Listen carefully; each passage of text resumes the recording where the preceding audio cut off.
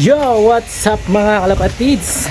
Welcome back dito sa Jepoy Love TV. And for today's video natin mga kalapatids, ito, update lang tayo sa ating mga warriors. At ito, check upin natin sila. So ngayon, may dala ako na painuman nila. Ito yung ating gawang Jepoy Loves Probiotic. Yan, Jepoy Love TV Probiotic mga kalapatids.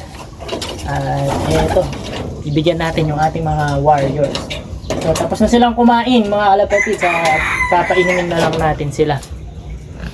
So eto yung mga warriors natin. So ayan. So tapos na silang kumain mga kalapatids. So regular conditioner yung binapakain natin dito sa ating mga stocks.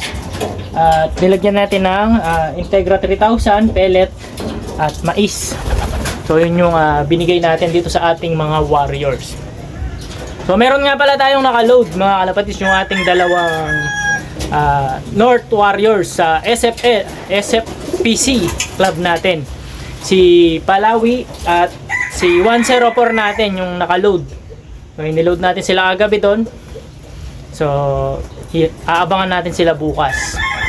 At mamaya naman loadingan ng ating BBC Junior at yung TGRC club natin, start training na rin.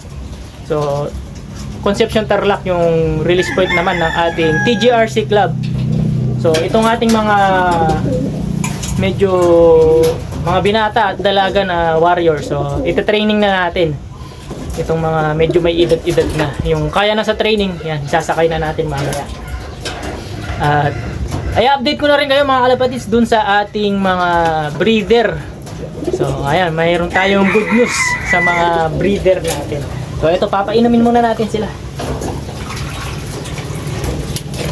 Ito, yung ating gawang Jepoy Love TV Probiotic. Ayan. So ayan, gustong gusto nila mga kalapatids. So di ko sila binigyan ng tubig kaninang maaga para marami silang mainom dito sa ating ginawang probiotics. Ayan, lakas nila uminom. Ayan, solid yung inom nila dahil nga uhaw na uhaw sila.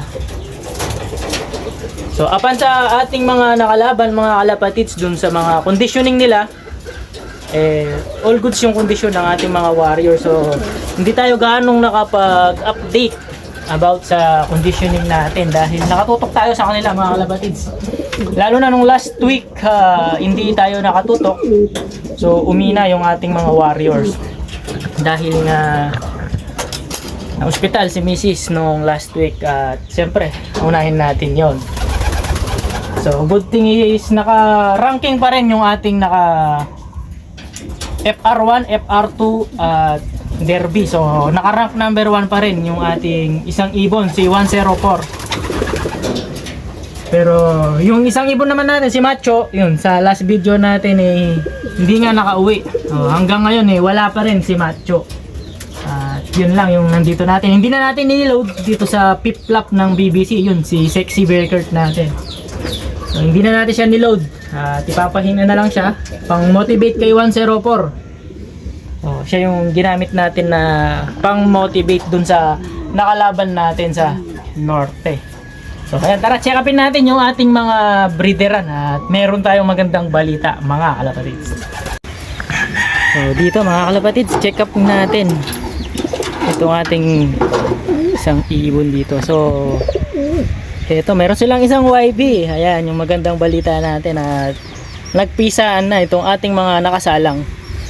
Eto, si nanay ni Palawi at nanay ni Big Boy. Nanay ni ayun, dalawa, si Big Boy at si Palawi. At heto naman yung tatay ng ating si Sexy Bearcat mga kalapatids. So pinag-combine natin yung tong dalawa.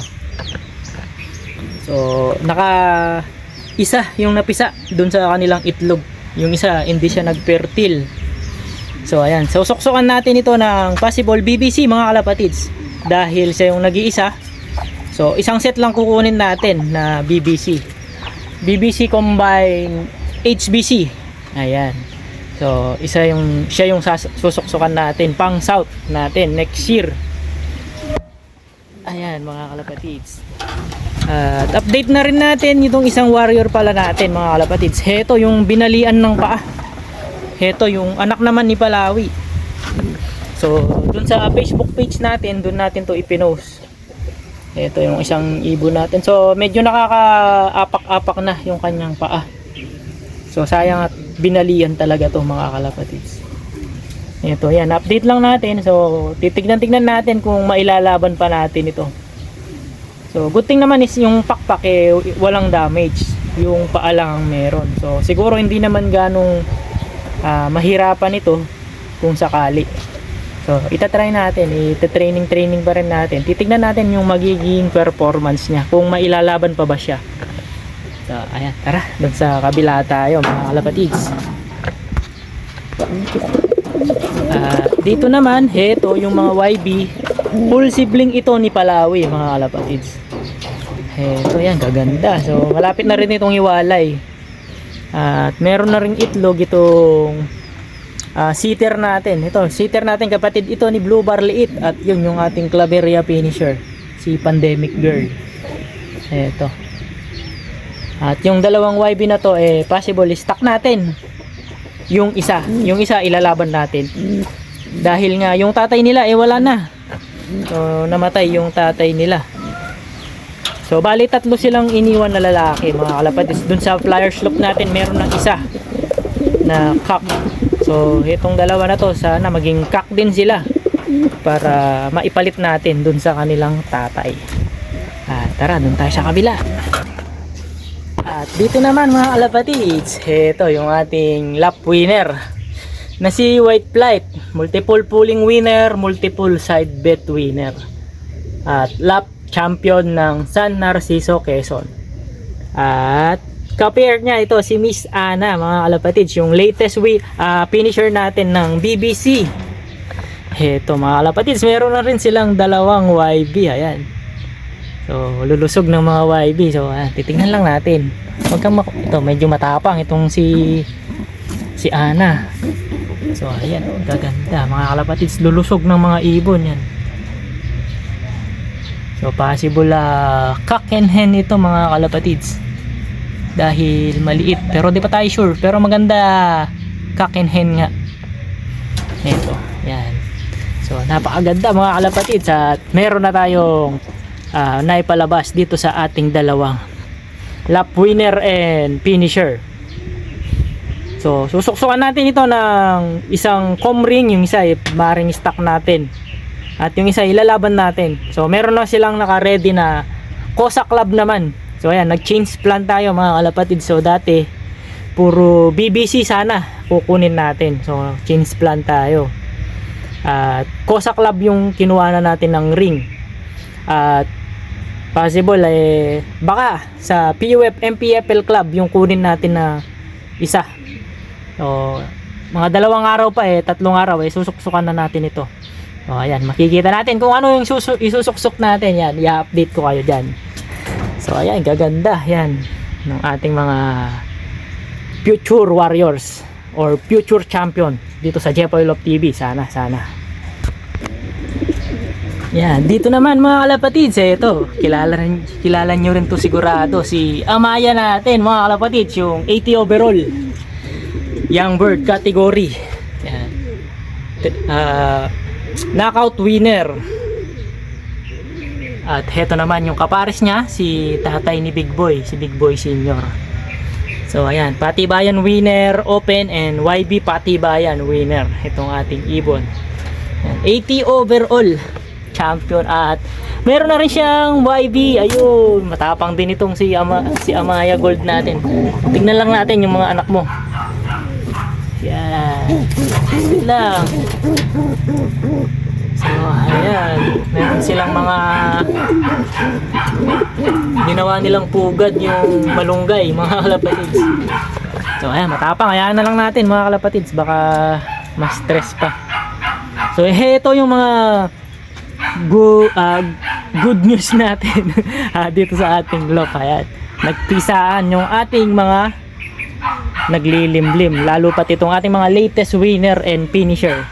At syempre kinross natin sa mga reliable breeder natin mga kalapatids, yung mataas yung percentage of winning, doon natin sila ipinir. Siyempre nag-expect tayo ng mas magaling pa dito sa kanilang mga inanak mga kalapatid at mga iaanak pa. So soon mag-out tayo dito mga kalapatids, at pag magka 1,000 subscriber na tayo, mamimigay tayo dun sa nanay ni Palawi, dito sa nanay ni Amaya, at dito sa mga magiging anak nila. Yan mga kalapatid, so mamimigay tayo dito sa ating mga tested na mga ibon.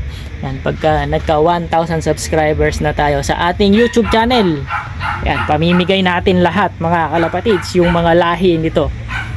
So ayan, kaya ano pang hinihintay nyo mga kalapatids? Yan, please like, share and subscribe nyo na para mabilis tayong makapamigay dito sa ating mga warriors. So ayan mga kalapatids, so napakaganda. So sana maging maganda rin yung magiging lipad ng mga anak nito. So ayan, possible pa COSA Club and MPFL Club yung isusuksok natin. To bibiyakin natin yung mga anak nila. Yun. So ayan, please like, share and subscribe na mga kalapatids, para madali tayong maka 1,000 at madali rin tayong makapamigay dito sa ating mga ibon. So ayan mga kalapatids, yung quick update lang dito sa ating mga warriors. Please like, share and subscribe mga kalapatids, Jepoy Love TV, and mag-comments na rin kayo. Good luck sa lahat ng may karera, and congratulations mga kalapatids sa lahat ng nakapagpauwi na. Yes lagi. Bye bye.